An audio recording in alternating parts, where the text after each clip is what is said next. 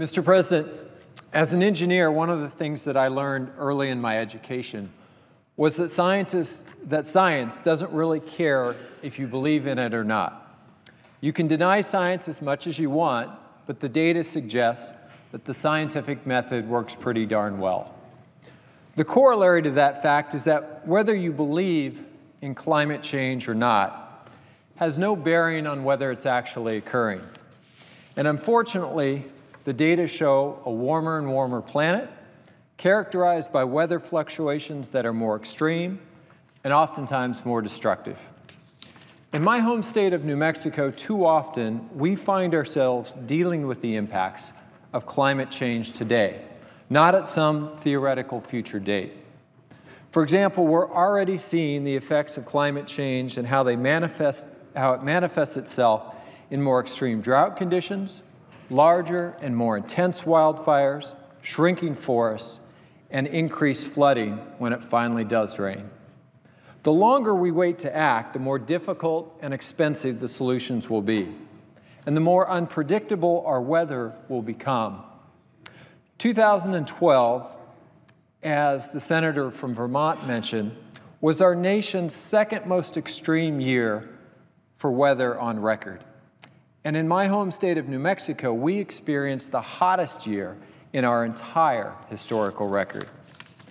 With humidity levels lower and temperatures higher, we're dealing with fire behavior on our forests that is markedly more intense than in the past. We also see climate change take a toll directly on our economy, especially in my state. That's an important point because inaction, Mr. President, has its costs too. And the costs already being borne in New Mexico are substantial. With less snowpack, communities that rely on winter sports tourism take an economic hit. Fewer people lodge in hotels, shop in stores, eat in restaurants. And climate change is also having a devastating impact on New Mexico's agricultural industry, where farmers and ranchers are often the very first to see the direct impact of extreme weather. The agricultural sector is highly vulnerable due in large part to the sustained threat to the water supply, to soil and vegetation from continuous drought. And things are only going to get worse if we do nothing. If we take our moral responsibility as stewards of this earth seriously, it's imperative that we face the challenge of reversing the effects of climate change head on and have a sober discussion about what actions we will need to take now and in the future. America clearly has the capacity to become energy independent, but we also need to transition from our current energy portfolio to one that produces as much or more power with substantially less carbon pollution per kilowatt hour. That will require innovation, something that historically our country has done better than any country in the world. But additionally, we will need political will, something we have grown short on as climate denial and pseudoscience have made their ways into the halls of Congress. If history is our guide, we should know that investing in cleaner energy will not be without cost.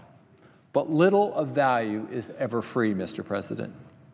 The question is, are we willing to make the modest investments now necessary to create the quality jobs of tomorrow and to protect our nation from the serious economic and strategic risks associated with our carbon reliance, our reliance on both foreign and carbon pollution-intensive energy sources?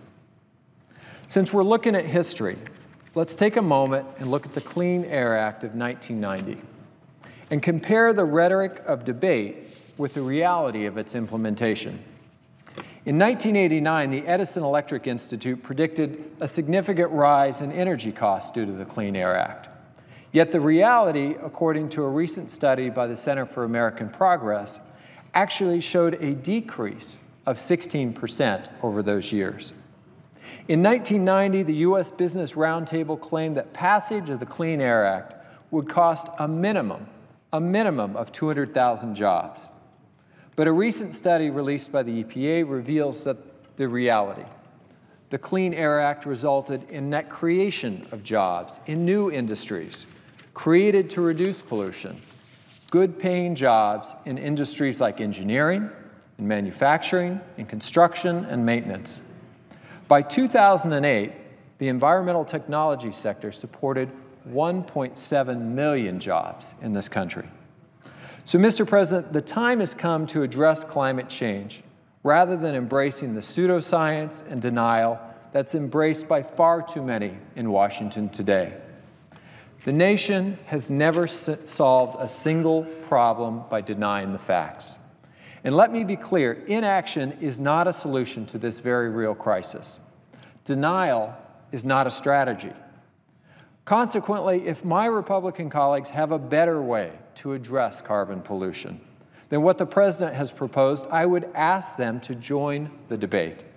If they have a pollution solution that is more efficient or more effective, now is the time to have that discussion. Through American ingenuity, we can slow the impacts of climate change and unleash the full potential of cleaner energy. We can create a healthier, more stable environment for future generations. But we must have the will to recognize the facts as they are. We will need to make the investments that are necessary. And we will have to find the political will, Mr. President, to act.